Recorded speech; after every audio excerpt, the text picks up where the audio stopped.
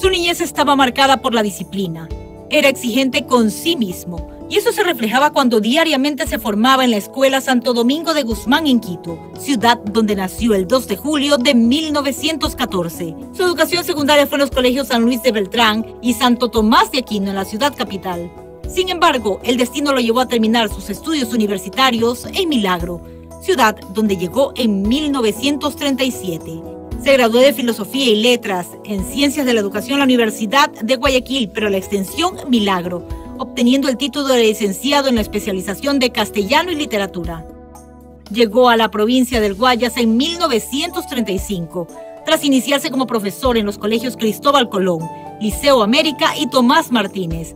Y fue justamente en esa ciudad donde conoció el amor, a doña María Laura Barriga Castro, con quien se casó el 10 de abril de 1937. Son sus hijos Fernando Borja Barriga, Elena Mercedes y Jorge Borja Santillana. Fernando y Mercedes recuerdan que su vida familiar junto a su padre nunca se desligó de la educación. En el aspecto familiar, un hombre total y absolutamente entregado a la formación de su hijo. Yo significó en muchos aspectos algo de exigencia, pero estuvo siempre ligado a eso, a una actitud totalmente afectuosa, totalmente comprensiva de lo que era la evolución normal de un niño, de un adolescente, de un joven. Un papá cariñoso, pero es tan difícil separarlo. O sea, para nosotros es difícil, para mí, difícil separar la educación, la parte de él como educador a como padre. Porque hasta en la intimidad, hasta cuando estábamos compartiendo, si nosotros nos equivocábamos al hablar, nos corregía. Después de haber laborado en los planteles particulares de Guayaquil, se trasladó a la ciudad de Milagro a prestar sus servicios como profesor de la Escuela Fisco Municipal Simón Bolívar el 5 de noviembre de 1938. Desde esa fecha fijó su residencia en esta ciudad, entregándose por entero a la labor educativa, sin considerar el tiempo total de entrega a ella, al consagrarse a la niñez y a la adolescencia de esa época. La pasión que puso en el mejoramiento permanente de la institución educativa que fundó, que creó el primero Escuela Elizalde Vera y luego Colegio Elizalde Vera, y esa misma energía, esa misma vitalidad en la educación general de Milagro. El 10 de abril de 1940 fue concedido por el ministro el permiso que le solicitó el Ministerio de Educación para el funcionamiento de la escuela de su propiedad, con el nombre de José Domingo Elizalde Vera, en homenaje a la memoria de un filántropo guayaquileño. Por pedido de la Municipalidad de Milagro, en ese centro educativo se abrió y funcionó entre 1940 y 1945 una sección nocturna dedicada a proporcionar educación primaria, pero especialmente a los menores de edad que trabajaban, y porque no podían concurrir a poquísimas escuelas diurnas que en ese entonces existían en la ciudad. Tomó contacto con los jefes de las empresas y patrones a fin de que no se permitiera el trabajo a ningún menor de edad que no presentara la matrícula de este único plantel nocturno. Llegó a preocuparse tanto por la educación de los jóvenes de Milagro que a partir de las 6 recorría las calles portando en su mano y haciendo sonar una campana. A las 7 de la noche, por todas las calles de Milagro, con una campana en la mano, andaba llamando al ciudadano mayor de edad para que vaya a estudiar a la escuela. Un caso único dentro del magisterio y dentro del profesorado. Bueno, la campana era para llamar a los alumnos a la formación en la mañana, en la mañana y en la noche, en los momentos después del recreo, etc. En las noches, decía, los alumnos que estuvieron en la sección gratuita eran muchos trabajadores trabajador de Valdés, trabajador de otros niveles, que necesitaban, a veces así lo consideró, al menos mi padre, que se les haga notar la hora que tienen que ir a la escuela. Entonces salía con la campana por las calles cercanas al colegio, y a veces un poquito más lejos también, tocando la campana, y esa era para los estudiantes la voz que los llevaba a concurrir a la escuela.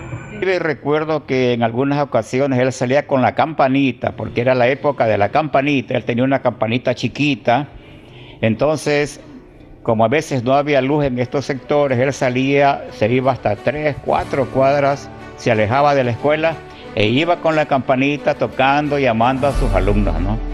Conocedor de la angustia por la que atravesaban los jóvenes que habían terminado la instrucción primaria y no podían concurrir a ningún colegio fuera de la ciudad de Milagro porque no existía ninguno, creó un curso de la extensión cultural en el que recibían clases de inglés, literatura, ciencias sociales, ciencias naturales, castellano y matemáticas, siendo desde el inicio el estímulo para que la colectividad de Milagro sintiera la necesidad de contar con un centro educativo ya de nivel secundario. Bueno, estábamos en una época en que no había colegios secundarios, había solamente la escuela, y él, viendo esa necesidad de que en Milagro la niñez que terminaba la instrucción primaria y que no podíamos ir a otros colegios de la ciudad, entonces él creó una extensión cultural, creo que abarcaba un primero o un segundo año, en que los que querían continuar allí pues se preparaban, adquirían mayores conocimientos que lógicamente no estaban dentro de lo que el ministerio exigía, ¿no? No había un colegio propiamente, sino que era una extensión de los alumnos que terminaban la primaria para que continúen mejorando sus conocimientos, mejorando su cultura, mejorando su educación. La mayoría de los personajes de Milagro, las personas más importantes de Milagro, se educaron allí en la escuela Elizalde Vera. En 1945, el Consejo Cantonal de Milagro le confirió el nombramiento de inspector de alfabetización del cantón, y su labor la realizó al igual en las zonas urbanas y rurales, a pesar de las dificultades en esta última por la carencia de vías. Conoció de cerca la angustiosa situación cultural en la que vivía el campesinado y el elevado porcentaje de analfabetismo, por lo que, al ser nombrado inspector municipal de educación, consiguió que el ilustre consejo pusiera toda la atención que le fue posible al primordial problema que afectaba al cantón, el de la educación.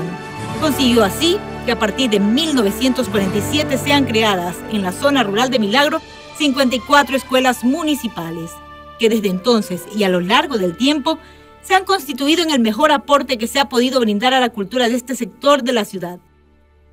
Jorge Borja Fuller, en sus más de 40 años de aportar a la cultura de nuestra ciudad de Milagro, fue el gestor para que se crearan más de 54 escuelas, y eso nuestra gente, nuestro pueblo y sus autoridades deben tener presente. Más adelante, desempeñando la misma función en la municipalidad, prestó su más valioso concurso para la creación del primer colegio municipal, que lleva el nombre del expresidente de la República, doctor José María Velasco Ibarra. Como hombre visionario, fue el gestor principal para que hoy exista el Colegio Velasco Ibarra. Él fue uno de los que más impulsó la campaña para la creación del Colegio Velasco Ibarra, porque en esa época creo que era inspector municipal de educación, ¿no? Entonces él fue uno de los más empeñosos, e inclusive creo que estuvo una vez desempeñando el cargo de rector. Sí, una vez estuvo encargado como inspector municipal, unos meses estuvo encargado del rectorado. Yo soy alumno fundador del Velasco, entonces ahí estuvo el presidente Velasco, el señor Borja. En 1959, el Consejo Cantonal de Milagro exaltó a este brillante profesional de la educación, recomendando su nombre por haber hecho su función de educador un apostolado de la verdad. Y, tiempo después, en 1976, fue declarado el mejor educador del año. En reconocimiento a su condición de supervisor provincial de educación, Las autoridades del ramo le encargaron la organización, orientación y funcionamiento de los cursos de perfeccionamiento docentes realizados en esta ciudad con el profesorado fiscal, municipal y particular. Habiendo designado la UNESCO al Ecuador como el país piloto para la alfabetización en el mundo y a Milagro como una de las 3 zonas de experimentación bajo el control del Ministerio de Educación, los representantes de las Fuerzas Vivas lo nombraron presidente de la Junta Cantonal de Alfabetización, cargo que ostentó durante 5 años, siendo reconocida su labor por las autoridades del Ministerio y los expertos de la UNESCO. En agosto de 1967 fue nombrado supervisor provincial de educación del Guayas, cargo que desempeñó con responsabilidad y eficiencia hasta su inesperado fallecimiento, ocurrido el 5 de diciembre de 1981. El periodismo también fue una de las facetas, desempeñando el cargo de redactor corresponsal de los diarios Combate de Quito y El Telégrafo de Guayaquil por varios años. En 1942 formó una revista, la revista más significativa que se haya escrito hasta este momento, una revista cultural, una revista socioeconómica, una revista educativa que hasta la vez no ha podido ser superada, pese a que ahora tenemos una cantidad de universitarios y una cantidad de profesionales con títulos de alta jerarquía, pero hasta la vez esa revista no ha podido ser superada. Apasionado por el arte, incursionó también en el teatro desde muy joven. Una de sus obras más recordadas era Honra de Obrero, de Emilio Gallegos del Campo. Esa pasión la transmitió a sus estudiantes, quienes participaron cada año en el histórico Teatro Juan Montalvo. Otras funciones también fueron encomendadas como síndico de la Asociación de Comerciantes y de la Liga Deportiva Cantonal de Milagro, y su colaboración en el Cuerpo de Bomberos, en el cual, además de bombero voluntario, desempeñó el cargo de ayudante del secretario encargado de la comandancia de la Compañía Comercio. Fue profesor de la Universidad Estatal de Guayaquil, Extensión Milagro, desde 1976 hasta el día de su muerte, ejerciendo las cátedras de Gramática y Literatura.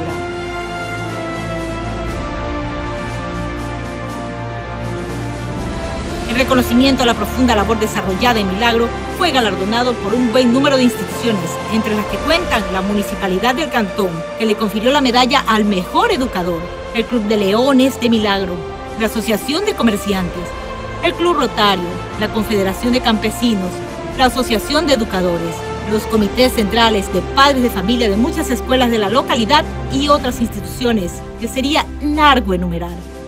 Una de las escuelas en Milagro incluso lleva su nombre. En agosto de 1979 fue condecorado por el Ministerio de Educación y Cultura con la máxima presea que confiere esta cartera de Estado, la Orden Nacional al Mérito Educativo de Primera Clase. A partir del periodo 1984 y 1985, el nombre del Colegio Mixto Particular José Domingo Elizalde Vera fue sustituido por el del Colegio Mixto Particular Jorge Enrique Borja Fuller, en homenaje a su memoria.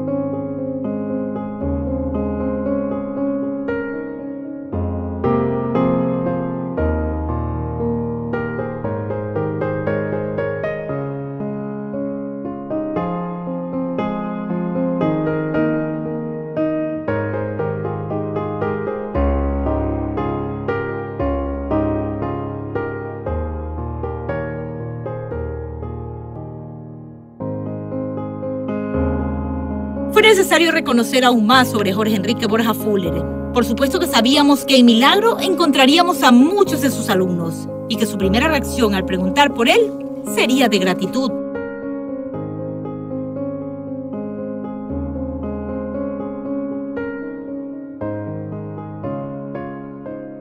Hablar de Jorge Enrique Borja Fuller es hablar de un representante de la educación en toda la extensión de la palabra. Él fue supervisor de educación fiscal, fue supervisor de educación municipal, encargado del proyecto piloto de alfabetización en esa época. Entonces él fue nombrado acá por la UNESCO como coordinador a nivel nacional, porque hay que destacar que él además de ser muy instruido, él fue premiado por la extensión universitaria, cultivaba la poesía, él hablaba latín. Él trabajó en el área de la formación, de la inteligencia de los niños, de los jóvenes. Le permitió a los adultos, ya personas adultas, que terminen mucho las escuelas, muchos el colegio y que vayan a la universidad. Don Jorge Enrique Borja Fuller, impulsor de la cultura y la educación del Cantón Milagro. El ejemplo de prepararse dentro de la educación para que los pobladores, los ciudadanos del Cantón Milagro alcancen altos sitiales, como en efecto así ha sucedido. Era una educación más exacta, más armónica, más sencilla, más exigente, donde sí había pues calidad de enseñanza. Se estudiaba por la mañana, se estudiaba por la tarde. Lo que tengo yo del señor Jorge Borja Fuller es solamente gratitud por todo lo que él nos enseñó, no solamente a nuestra promoción, sino de toda su vida. Y particularmente no las asignaturas que son tradicionales hoy, sino aquello que hoy no vemos, que es la parte formativa, en la parte moral, el corazón del niño. Ahora, no solamente era una clase de moral, sino que se vivía dentro del colegio, dentro de la escuela.